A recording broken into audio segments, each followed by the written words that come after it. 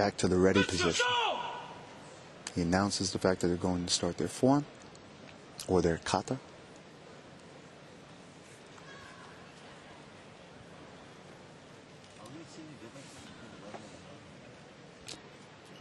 One of the things that you'll see that will be different between the women and the men is that the men tend to approach it with a little bit more physicality or a little bit more explosiveness. Again, see here, notice how they're very, very explosive. There is an ability here, and I'm not sure why that is. I don't know if it's a philosophical thing or a gender thing, but again, you'll see the men approach it with just a slight more physicality or explosiveness.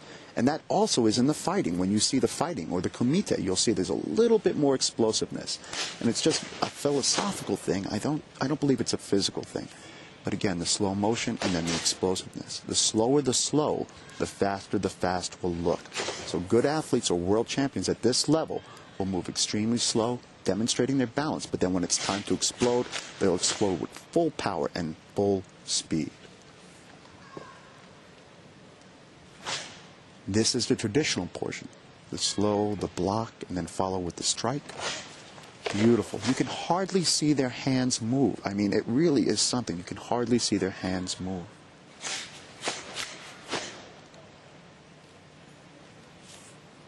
And now they transition between the various stances, the horse stance, the front stance, the back stance, the cat stance. Beautiful stance, beautiful strike. Notice how the hand positions are exactly the same height. Arm positions moving together, feet, stance, yelling, key up, all synchronized to be a perfect moment of attack and defense.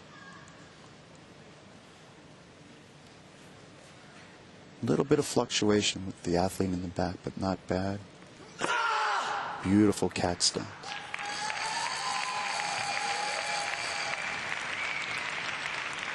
Moving into the back stance. Now back to the ready position. So from here we can expect them to go into the self-defense portion of it, or the less compulsory aspects of it, making it more modern, theatrical. They bow.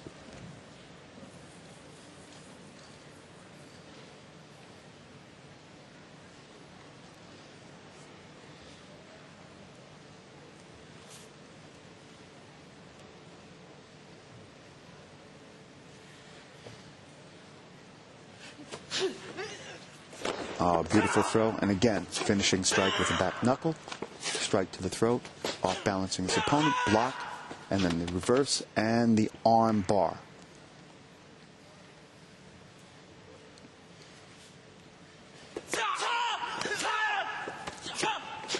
Now these are traditional skills that athletes would learn in self-defense classes or if they studied karate virtually anywhere in the world.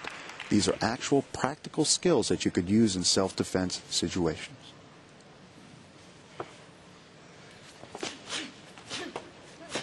Beautiful blocks, beautiful strikes. Beautiful throw.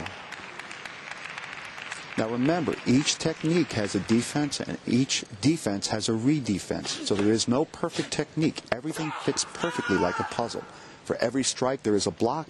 For every block there's a re-strike or a re-counter.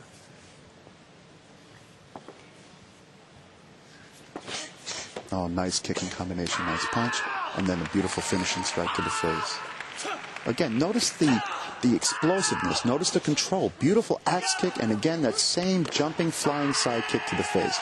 He turned it to a hook kick, though, and then he was countered, and it was a nice exchange. This is what would happen in a real fight. Again, no one athlete would be dominant. One would strike, one would defend, and then it would be an endless contest to see who would eventually win or win the strategic battle.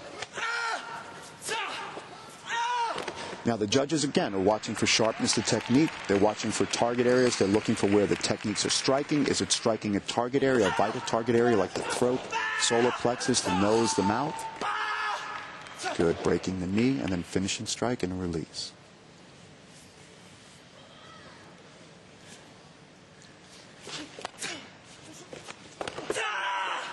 Again, showing his ability to defend against two opponents. Very, very well done. Very well done.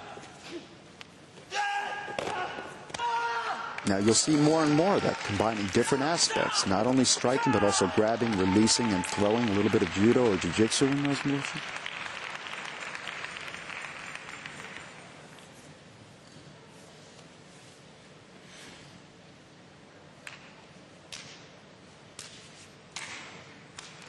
Now, slightly different approach. I mean, that was a little bit more thought out, a little bit more posed. It wasn't as flowing as the women. It's an interesting change.